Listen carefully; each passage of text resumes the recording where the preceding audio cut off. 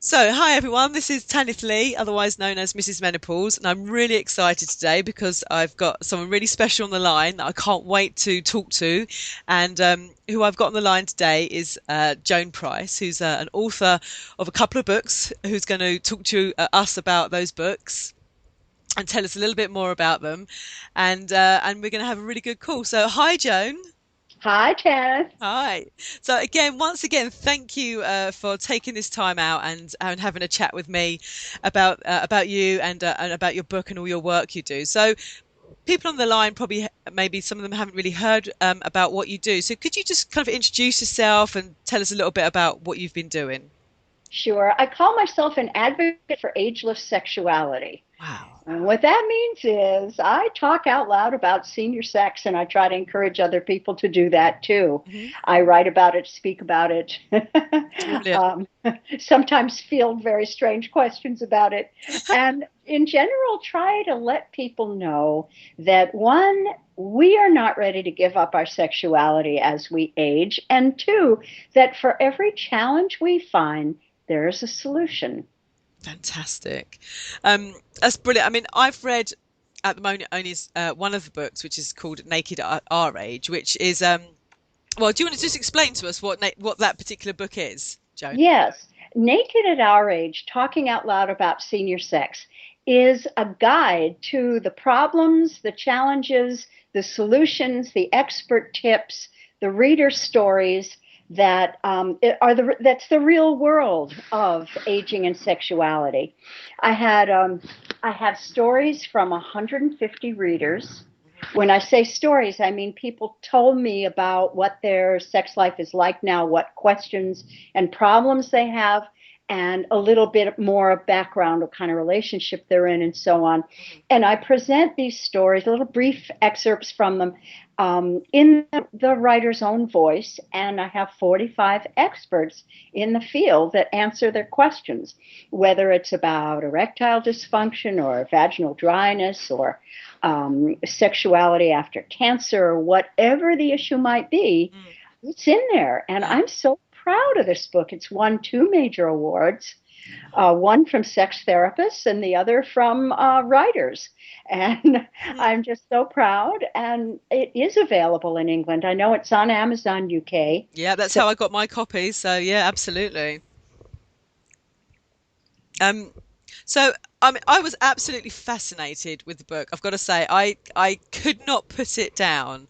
I found it so enlightening and just yeah, absolutely fascinated because I'm 40, and I guess as you know, I've gone through an early menopause, and sex is a question that comes up quite a lot with menopause.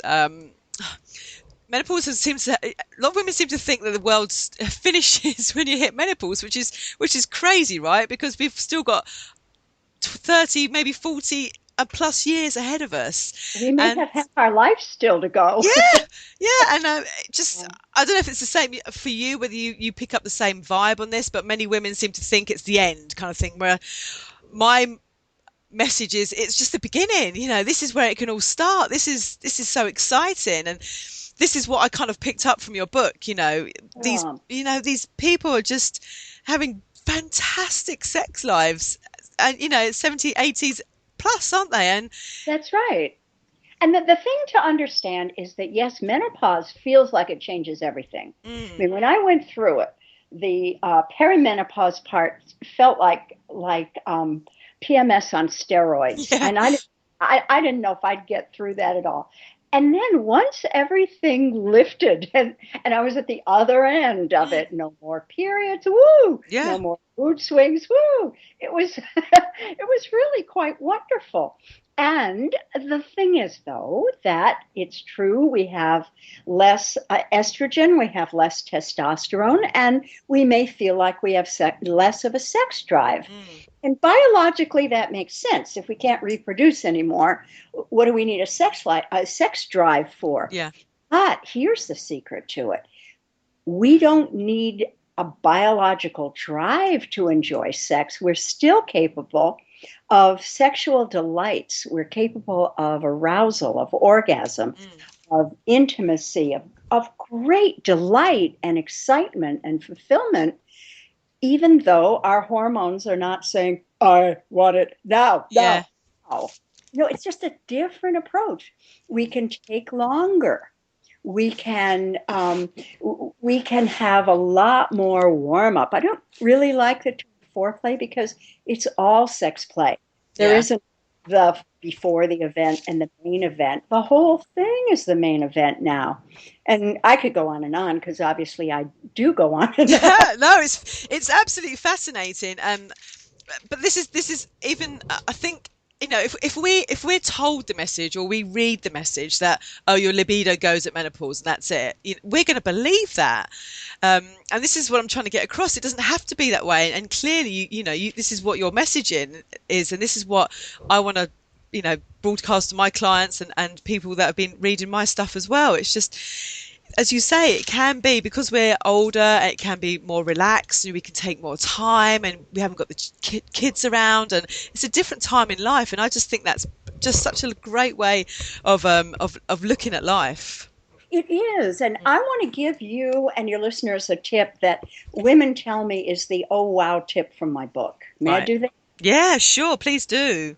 It's this. If we feel, you see, okay, it used to be that we would have to be first in the mood, Hmm. second, feeling aroused, Hmm. and then third, we'd let ourselves get into a situation where the physiological arousal would happen. Right. So first we're thinking, yeah, I'm sort of in the mood. Oh yeah, maybe I think I'm gonna decide to do it. And then you get into it. Hmm. Now, this is really strange, but it works. If you let it be the other way around, it works. In other words, don't wait till you're in the mood. Don't wait till you're feeling the drive. Mm. Instead, do the things that physiologically arouse you, and the desire will follow. Right. Isn't that cool? It is very cool. It is because if we keep and that goes quite well with the menopause side of stuff as well. Because if we're not getting those cues anymore, that Yeah, we need to start it as you say that then the body and the mind will follow. And the exactly. mind is the biggest sex organ anyway for women, isn't it? And it isn't that our minds don't want to anymore. It's that we don't have that biological trigger, the hormonal trigger we used to. That doesn't Okay. mean we don't want to. It just means we have to redefine what wanting to means, what it looks like, how it feels now. Mm. Talking about how it feels. Orgasms as we get older, are they different for women in particular? Well, they often are. Right. They're sometimes a little more subdued. Okay. They're often harder to make happen. Right. And I have answers for that in my book, but I'll give you a two-word hint. Toys. Sorry. So Sex toys. sex toys. Yeah, absolutely. And again, this isn't something people talk about, right? That, Well, I yeah. do. I, Yeah, absolutely. And I think people need to. We just need to get rid of this whole taboo. We oh, are in England here as well, remember? So well, yeah, but I'm not. So, no, no, I think it's funny. It's brilliant. Yeah, so absolutely. that's And interesting though about that I review sex toys from a senior perspective on my blog, nakedatourage.com. right, brilliant. And so people who maybe think, oh, I've never really thought about using one of those, aren't they? Where would I start? Hmm. Just start on my blog and read some of the reviews. I try to make them entertaining, and I think I do. Oh, no, fantastic! Yeah, definitely. I'll send. I'll be putting out all the links to all of your stuff, obviously with Great. this interview, so everyone can head over and read your stuff because I think it's absolutely fascinating. Um, Good. so when we're getting older, then, and I guess men find it a little bit harder as well, don't they? Oh, yes. Well, they find it a little softer, actually. But yeah, yeah, exactly, a little softer. But that's not the end of the world, right? Reading No, your not book, at all. it's not. No, in fact, that's why I have two chapters on erectile dysfunction in my book. Yeah, One is from the man's point of view with the men's stories, the other is from the women's point of view. yeah. Why do I do that? Because women often don't know how to relate to a partner who is undergoing his own changes and he's not having instant erections anymore. Right. Maybe she doesn't even know what it would take to make the most of what is still Yeah. possible. Yeah. And so I have a whole lot of information, expert tips, exactly what to do, Yeah. including some physical exercises that are a lot of fun to Yeah. do. Yeah. And what the problem is that men have grown up, and I can't imagine this is any different in England, but Mm. tell me if it is, Mhm. that they grow up very penis centric. Yeah. It's this is my little man. If Yeah. my Yeah. little man's okay, then I'm okay. Well, things have to change, and they do change, and that's one reason that sex at our age, and I'm about to turn 69, so I've got some decades on you. Wow. One reason it's so wonderful is that men are finally wanting what we've wanted all along, which is a lot more touching, a lot more kissing, a Yeah. lot more preliminary warm up before getting to intercourse, if intercourse happens at all. Hmm. And so finally, it's like men and women, it took us this long to get on the same plane. Yeah, absolutely. I mean, I've got the page open here in your book, and I mean, you know, you've got here advice from an expert how to give your woman fabulous orgasm without an erection. I mean, it's fun, you know, and it is literally step by step, and it's such a fascinating read. It really is brilliant. Um, so I'm just trying to think. Is there any benefits? Do you think? Well, what are the benefits of sex as we get older? Oh, yes. Well, for one, we know ourselves.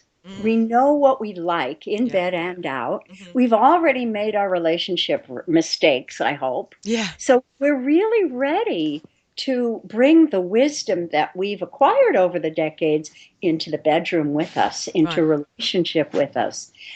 We also have gotten a lot better at talking about sex, Mm, talking about everything. We know how to express ourselves, how to communicate. And if we haven't quite gotten there, there are also lots of tips about how to do that in the mm, book. mm, mm. Uh, it's really a different scene. Right. It used to be so much of trying to please the other person and trying to mind read the other Yeah. person, and now it just we're calmer now. We can Yeah. talk about these things, Yeah. or we can. I hope it spreads to England anyway. Oh, absolutely. I just think as you're older, you're a little bit more comfortable in your own skin. You're not quite so worried about kind of what maybe you're looking like or how you're performing, and I think you know things are a bit more relaxed and even you know about having to not use precautions and stuff like that. It just makes it a little bit more relaxed, I think. And Oh, wait a minute. yeah, Wait a minute. There are a lot of single seniors, mm, and we need to use precautions. We need to use condoms. We right. need to use barrier protection. The fastest, at least in the United States, the fastest growing age group for new HIV infections Hmm. is over 50. Really? Wow. Mm, So just because we can't get pregnant doesn't mean we don't have to use yeah, safer sex if absolutely. we're Yeah, good point. not in a committed long-term relationship. And the other thing is, we have to do other things in preparation. We may need to have the right lubricant handy Yeah. because we don't lubricate so well ourselves. We may need to have the right sex toy handy Mm, so that arousal doesn't take so darn long. yeah. We, Yeah. you Yeah. know, there are lots of things we still need to, we may, now this is beyond your age, but we may need to time our medications so they Right. don't interfere with our sexual response. That's something people don't think about. No, not at all. I'd never really thought about that. What kind of prescriptions are you talking about? What medications? Well, there are many that have a side effect that affects sexuality. And so Oh, anytime you're, it's really up to us as doctor. I do not want to curtails or badly influences my sexual response. Tell me what sexual effects I can, mm. and it's better than that would interfere. See, the doctors don't know we care. They don't know we still care about this. It's up to us to educate our doctors. Yeah, The yeah. other thing is on the in the other direction. Let's say we have arthritis, and that interferes with the kind of touching we want to do or the Mm, kind of positions we want to get into. yeah. Then it's important also to ask the doctor, how do I time my anti-inflammatory so that it is going to be going into full gear when I want to have sex. Mm, Do I take it an hour before, 3 hours before? Tell me what to do. yeah. And so the doctors need to know to tell us these things, and they won't know unless we ask them for Yeah. it. It comes back to that communication, doesn't it? And being able to talk about this stuff. Mhm. Yeah, absolutely. Um, so so the other book you've got, which is called Better Than I Ever Expected. Yes. What is that? Because I haven't read that one personally yet. So Okay, just well, I'll tell explain. you how this happened. Mm. I was a health and fitness writer. Right. Oh, interesting. I didn't know that. Yes, I wrote Great. about health and fitness for a living. Hmm. And then at age 57, I fell in love with a man who was 64. Right. And we had the most amazing sex that I thought, I need to celebrate it. So I wrote Better Than I Ever Expected, Straight Talk About Sex After 60, to celebrate the delights, because there was nothing else out there that did that, Hmm. that talked about how wonderful it was, but also that was fun to read and a little sexy to read and sometimes funny Yeah. Yeah. and modern, really modern. So I wrote that book, and then people kept coming to me and saying, or writing to me and saying, well, isn't that great that you're having such great sex? But I'm not, because I'm having these problems. One, Mm. two, three. So that's what impelled me to write Naked at Our Age. That's the second book, which came 5 years later. Right. Okay. Two of them are really a team. So anyone who is feeling sex curious or sex positive about aging and sexuality, Hmm. I'd say read them both. Yeah. Read Than I Ever Expected first and Naked at Our Age second. Yeah. I've read them the wrong way around, but that's fine. That's okay. That's That's okay. I will be doing not that. going to send you to reader's jail for that. Oh, I love reading, so I will be putting that one on my list. Before we kind of wrap it up a little bit here, can we? Um, I get asked all the time about low libido with postmenopausal women, and Yeah. could you give us maybe three tips for women to kind of maybe get themselves a little bit more in the mood, shall we say? Is there anything Sure. they could do to help themselves? Absolutely. Three. Okay. The first one and the major one would be what I described before, Yeah, which is just do it. Let just do it. yourself get physiologically aroused, and the libido will follow. The Okay. second tip is to schedule sex. This is something that goes counterintuitive to what we thought, Mm, which is, oh, sex should be spontaneous. No, not anymore. It's okay. vastly overrated at our age. Right. Instead, plan a sex date at your most high energy time. And it might mean you might even say first, I have no idea what that is. Yeah. So, sort of track it through the day. Just be aware as the day goes on. When do you feel most tingly? Hmm. When do you feel like, it'd be sort of a nice time? Because this does ebb and flow in us. Yeah. And for you, it might be first thing in the morning, or it might be after your first cup of coffee, or Yeah. it might be at a relaxing time of the afternoon. It is generally not after dinner, as romantic as the dinner might Yeah, be. it's true. You just want to go to sleep, right? It's that while we have reduced blood flow, Mm, so when our organs are digesting, that's where the blood flows. It's not going to go to the genitals when we're digesting. right. You see, so a time that our stomachs are empty is a really good time for Right. sex. Yeah. Makes So, sense. so plan it. And here's the third tip: Mm, allow hours. Now, I don't mean you're going to be having intercourse for hours. Nobody's going to want to do that. yeah.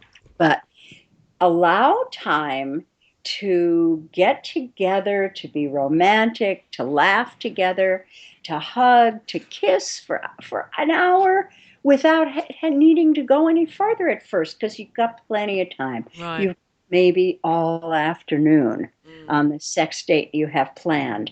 And it doesn't matter if this is a new relationship or one you've been in for 30, 40 years. Just plan it that way, anticipate it, because that's going to help the libido. If mm. you're thinking the day before, ooh, tomorrow we are going to have sex all afternoon, Yeah. and Bit of, it will yeah. change how your mind thinks about it. Yeah. Great tips. Yeah. I Yeah, mean, that's the thing. I think these days that everyone's so busy that, just finding some time to have that connection and closeness, even if it it doesn't necessarily lead on to to sex or anything straight away. I think having that connection and closeness with someone, sorry, in itself to start with is a very important step, isn't it? Yes, it is. Because I don't think that sexual response happens in isolation anymore. Mm. It sort of did maybe sometimes when we were biologically impelled and fertile and Yeah, and and it was we were ovulating, and then and it's just suddenly we felt, oh, yeah, everything's got to lead to sex right now. Well, that's biology. That's not us. Who we are now as women, we're really self-created by this age, don't you think? yeah, absolutely, Hmm. absolutely. And what one thing do you think men can do to help? Ah, That's an interesting thing, isn't it? communicate. Communicate. Communicate. Tell us what you're feeling. Yeah, Tell us about your fears. yeah. Because men often get really afraid and they think they can't tell us about it.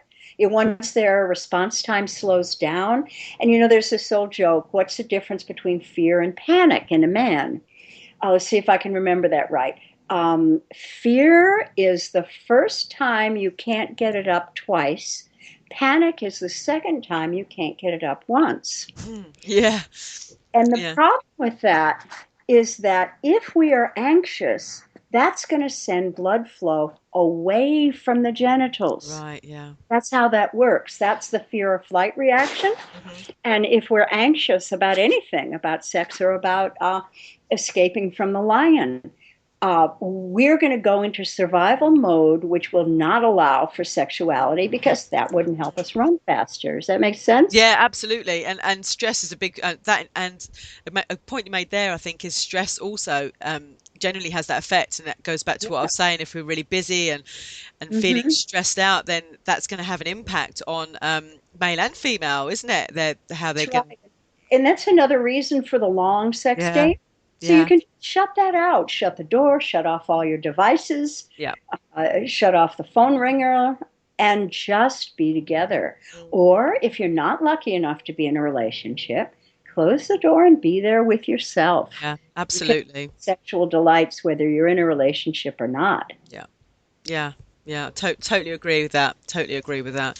Wow, fantastic. Well, you've given us loads of information, and and I know that's only just a little taste of really what Uh-huh. you cover in your book. So it really is, from all of those experts as well, from all different fields. It's almost like a textbook, isn't it? It's almost like a manual, Well, I it's more think.